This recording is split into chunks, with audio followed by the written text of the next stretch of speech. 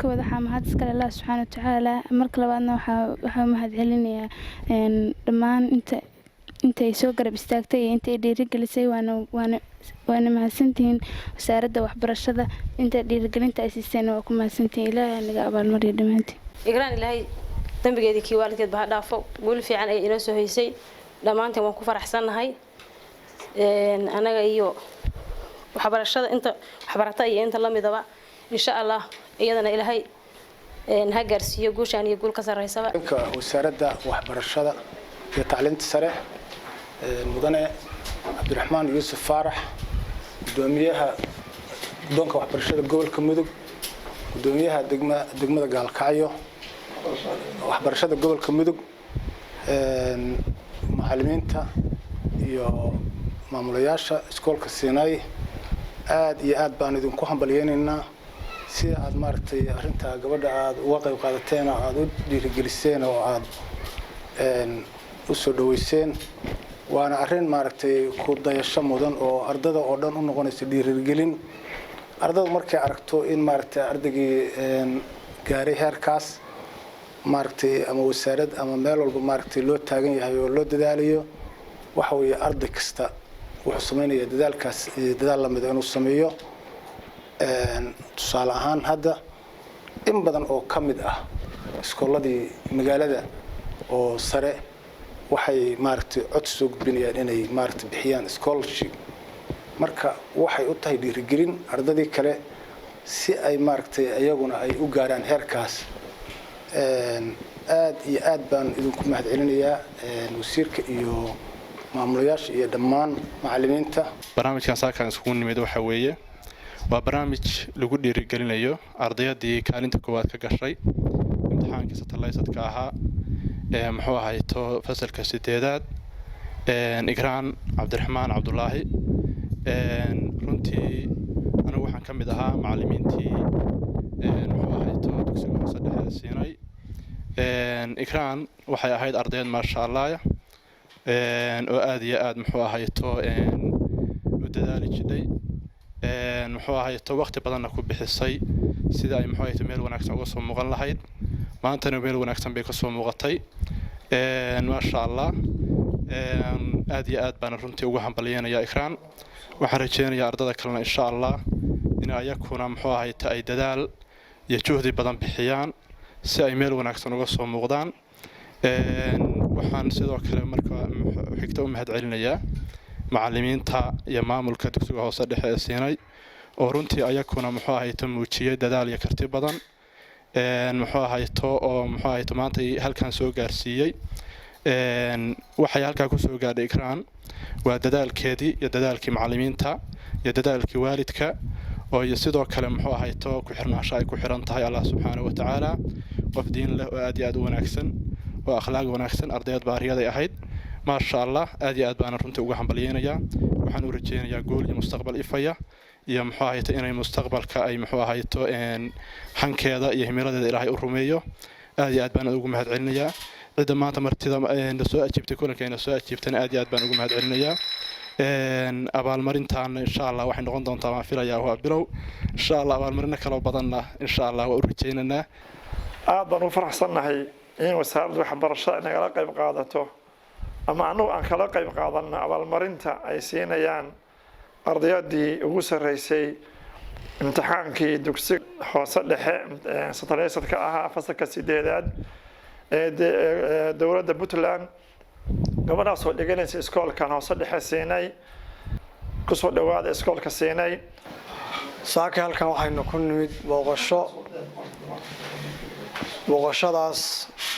oo inagu hogaaminayay wasiir ku-xigeenka wasaaradda waxbarashada iyo tacliinta sare ee dowladda Puntland ujeedka booqashadani waxay ahayd hambalyeyn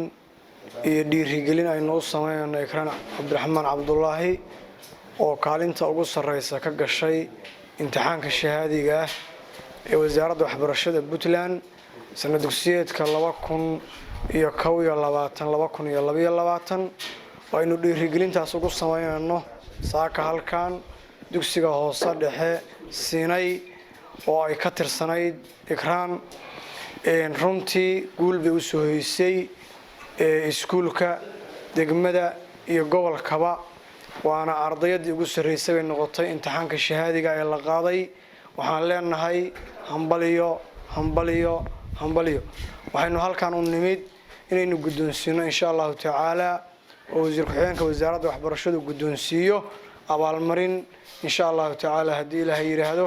waxaa kaloo ayana jili doonta haddii eebba idmo si guud inaynu ugu yeeri doonno ardayda 10 ugu sarreysa gobolka haddii ilaahay yidhaahdo insha allah ayagana insha allahu tacaala aan qabanqaamin doonno xilliga ku habboon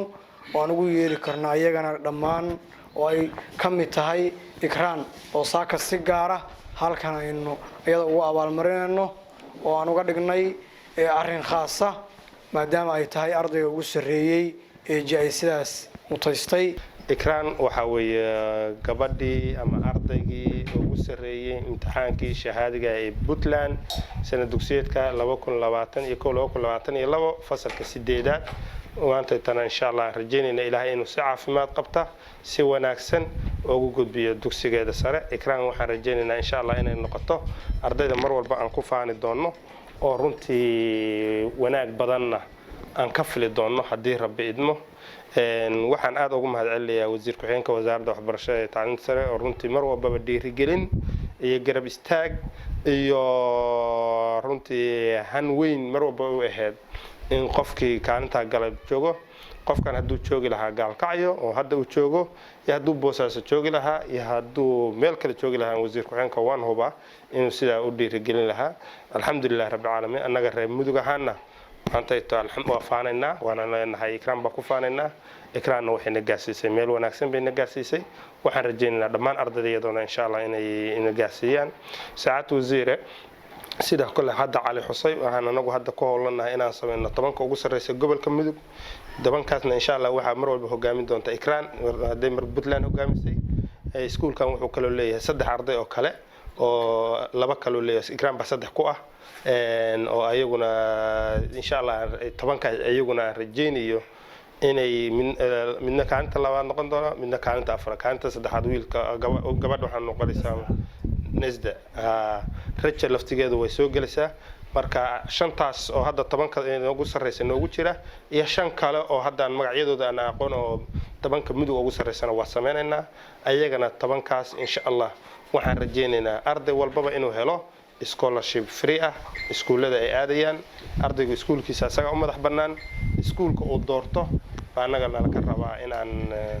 ku taageerno kuna garab istaagno waxaan rabaa inaan ayagana kulay inay afgarad ay ka sameeyaan baa macquul ah aan rabaa inaan meeshaan walaalahay ku reediso sameeyo xiriir iyo ardaydaas scholarship-yadooda ayagana waa soo bandhigaynaa aad baan idinkaga mahadcelinayaa runtii farxad gooniya iyo mid gaaraba way noo tahay saaka inaan soo booqano iskoolka Sinai aan ku soo booqano macallimiintii iyo qoftii guusha ugu weyn Puntland u soo hoysay khaasatan gobolka mudug khaasatan iskoolka hadda maanta aan joogno intaba way ku faanayaan sharaf iyo karaamay noo tahay waadna bishay waxbarashadaadina ilaahay ha ku barakeeyo iliya ilaaco ilaahay ha ka hayo insha Allah taala qofkii raba inuu gabadha u hambaliyo ma sha Allah yuusan hilmaamin runtii dhiirigelin bay waxay u tahay dhammaan ardayda hadda iskoolaadka gelaysa iyo sanad dugsiyeedku hadda bilaabanayo inay ikraan oo kale road model ay ka dhigtaan oo ay ku hiirtaan oo ay waxa weeye iraana inaysa isdhigan oo hadda kaalintan koobaad ay gasho kaalinta 3 kaalimood oo soo socda ilaa form 4 iyaduna insha Allah taala inay ka soo dhalaasho waxbarashada runtii aad iyo aad baan u dhiirigelinayaa waxaan rabaa hadiyad yar aan ugu talagalnay ikraan halkan inaan ku guddoonsiino oo ah agabkii waxbarashada dugsiga sare waxa qayb kamid ah waxaan kaloo insha Allah taala sameyn doonaa manaahijta cusub oo hadda imaanaysa buugta 12 buug oo manaahijtana ayadana free baa lagu siinaya insha Allah taala ana ka ballan qaaday waxaan kaloo hadda rabaa 10 arday oo ugu sarreeysa oo kaalimaha koobaad galay sida gudoomiyuhu sheegay scholarship baan siinayna haddii ilaahay idmo oo free ah haddii alla idmo waxaan kaloo ayaguna qayb ka noqon doonaan manaahijtaas laftigooda buugtaas 12-kana inay iyaguna free ku helaan haddii lahayd marka taasaan insha allahu tacaala saaka halkan ka ballan qaadaynaa waxaan rabaa marka inaan guddoonsiiyo qofta la yidhaahdo Ikraan